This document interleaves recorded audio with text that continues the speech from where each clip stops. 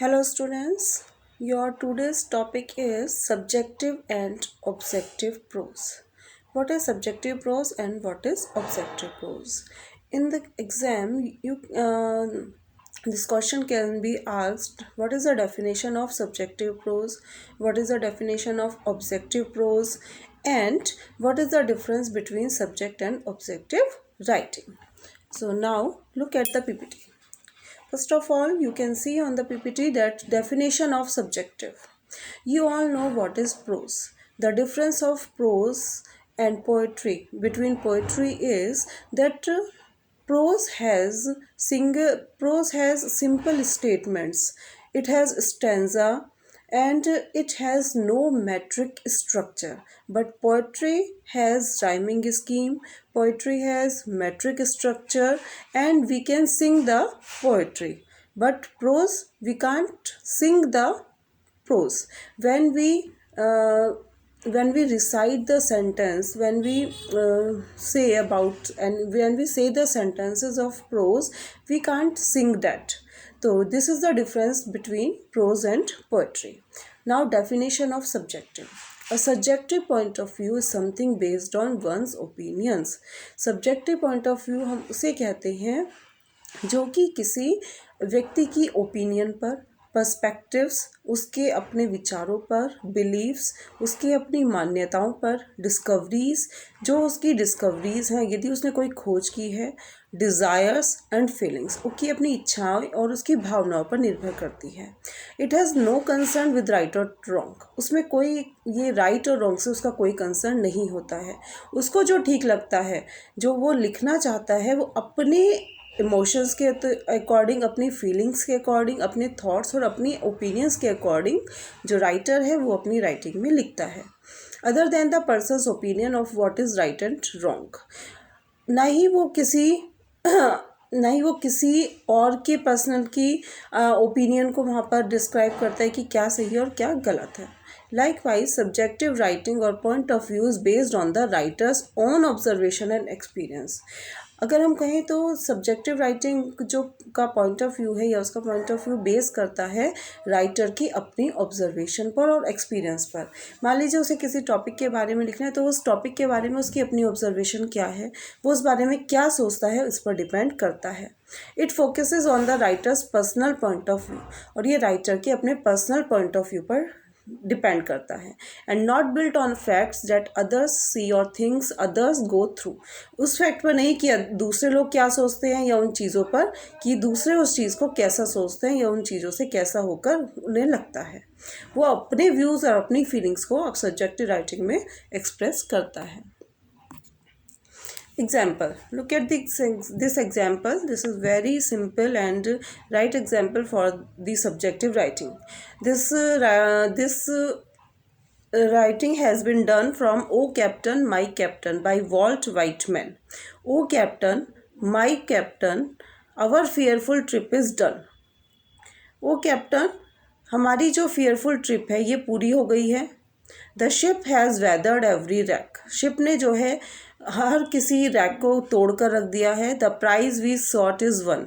और जो भी प्राइज़ था हमारा जो प्राइज़ था, यानी हमने जो सोचा था जीतने का, हम जीत गए हैं. But O heart heart heart, O the bleeding drops of red.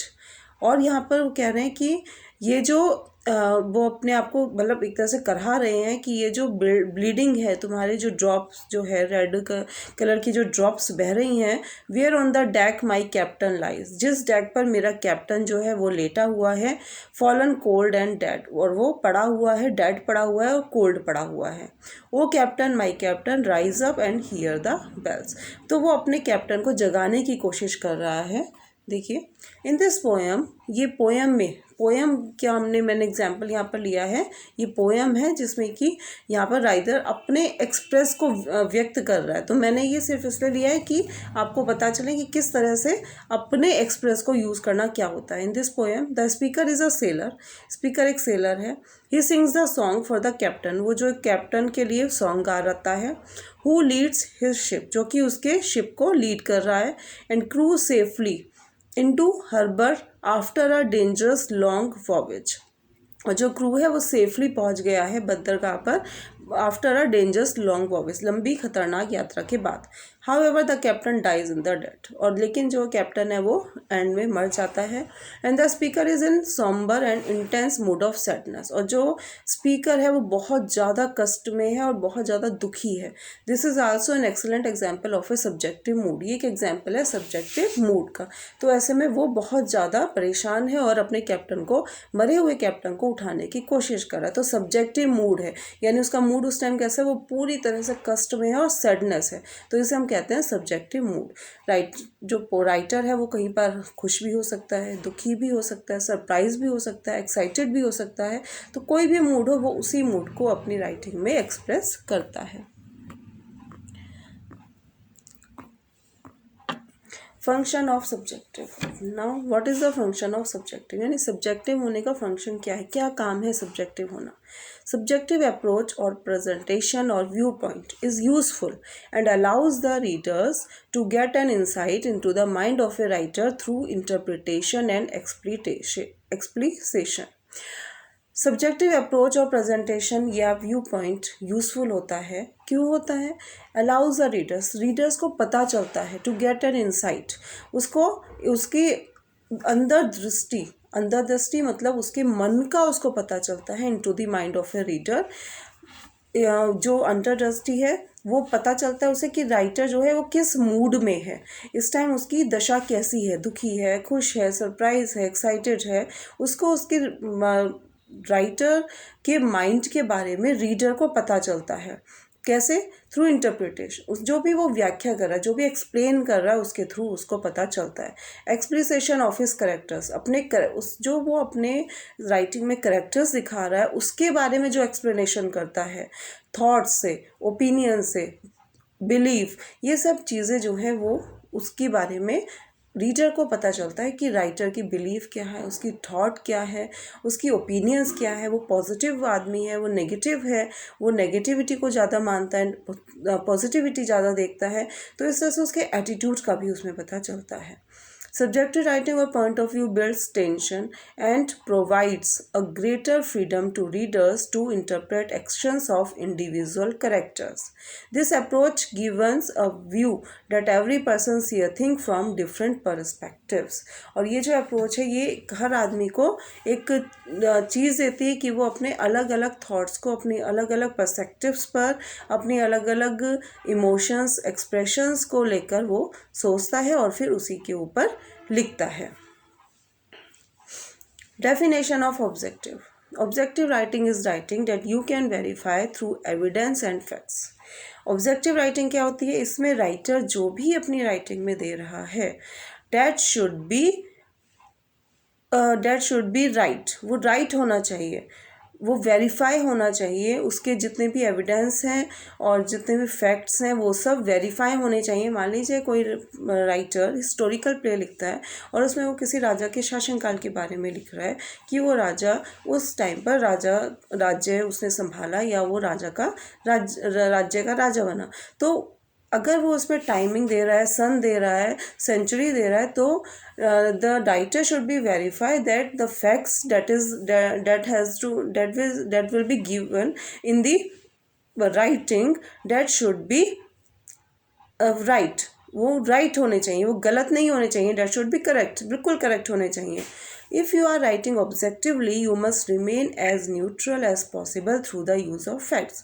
और आपको न्यूट्रल रहना है, राइटर को न्यूट्रल रहना है जब वो ऑब्जेक्टिवली राइटिंग करता है। इट मीन्स जो भी वो फैक्ट उसमें दे रहा है, और न्यूट्रल का मतलब है वो अपनी तरफ से उसमें कुछ भी ऐड नहीं कर सकता, वो अपनी तरफ से उसमें कुछ भी ऐड नहीं कर सकता है। उसको ये राइट नहीं है कि वो उसमें कुछ भी ऐड अपनी तरफ से कर ले।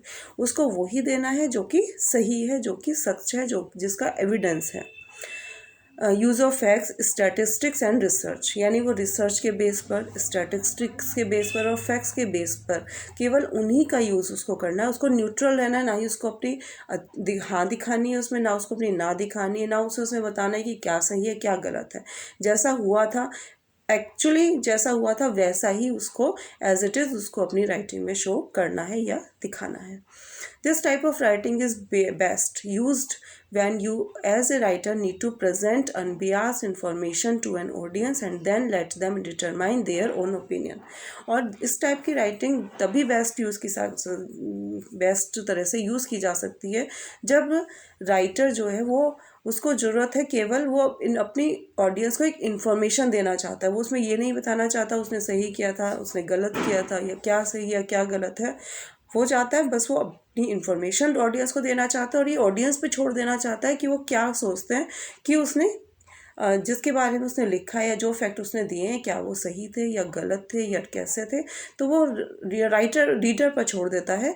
ये राइटर की अपनी कोई उसमें इंटेंशन नहीं होती कि वो अपनी कोई थॉट अपनी कोई फीलिंग उसमें एक्सप्रेस करे.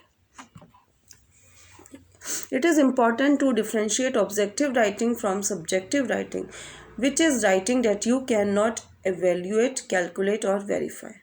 और ये ज़रूरी है ऑब्जेक्टिव राइटिंग को डिफ्रेंशिएट करने की ज़रूरी है. अगर हम सब्जेक्टिव राइटिंग से उसे डिफ्रेंशिएट करें which is writing that you can not evaluate calculate और वेरीफाई.